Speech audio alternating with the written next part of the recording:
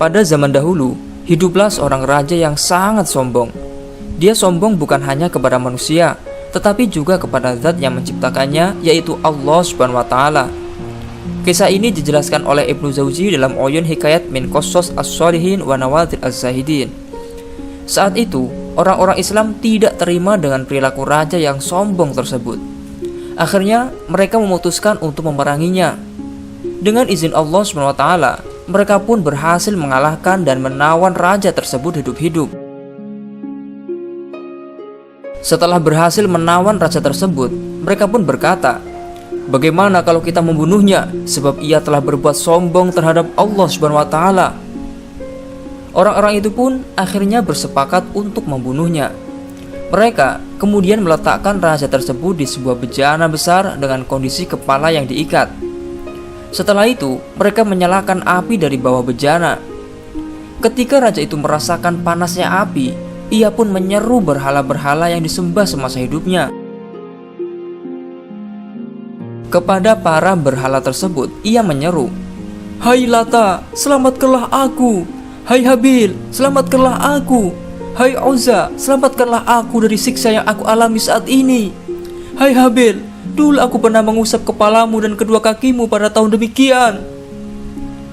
Ketika raja itu mengeluh kepada berhala-berhala yang ia sembah, api yang membakar bejana tersebut malah semakin bertambah panas. Setelah merasakan panas yang dahsyat, raja tersebut menjadi tahu kalau berhala-berhala yang disembahnya itu tidak ada yang bisa menyelamatkannya. Si raja lalu merasa putus asa. Ia kemudian bertaubat kepada Allah Subhanahu wa Ta'ala. Dan di saat tubuhnya masih ada di dalam bejana besar dan kepanasan, ia lalu berseru, "La ilaha illallah Muhammadur Rasulullah. Tiada Tuhan selain Allah, dan Nabi Muhammad adalah utusan Allah."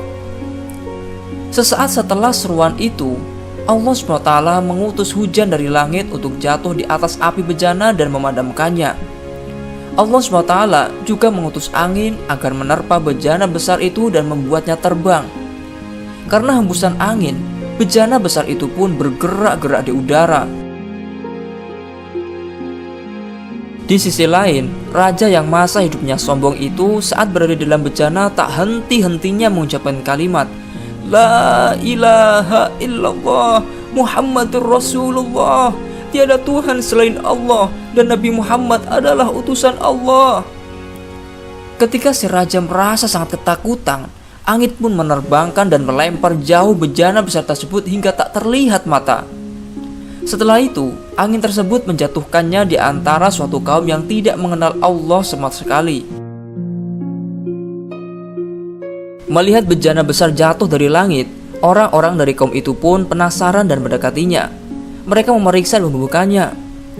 Tiba-tiba, mereka melihat ada orang di dalam bejana tersebut dan dengan segera mereka mengeluarkannya.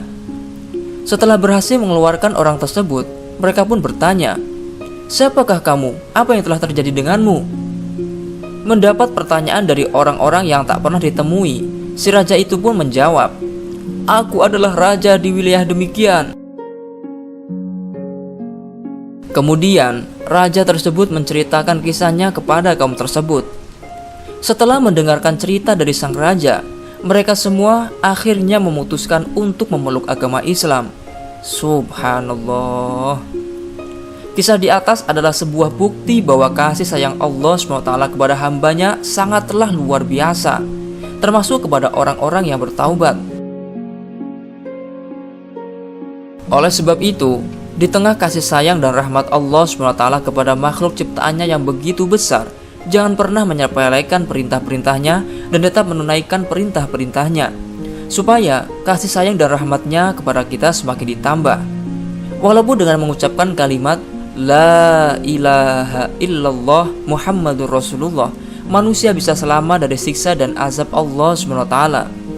Namun, sekali lagi jangan pernah menyepelekan perintah dan larangannya. Kisah di atas juga menunjukkan begitu agungnya berzikir dengan kalimat La ilaha illallah Muhammadur Rasulullah. Hal ini juga dijelaskan oleh Imam Abdullah Muhammad bin Yusuf As-Sanusi Al-Asy'ari dalam kitab Syarah Ummul Barahin, bahwasanya istiqomah berzikir dengan kalimat tersebut mempunyai keutamaan dan faidah. Di antaranya adalah kembali kepada budi pekerti yang baik dalam agama dan kembali kepada karomah.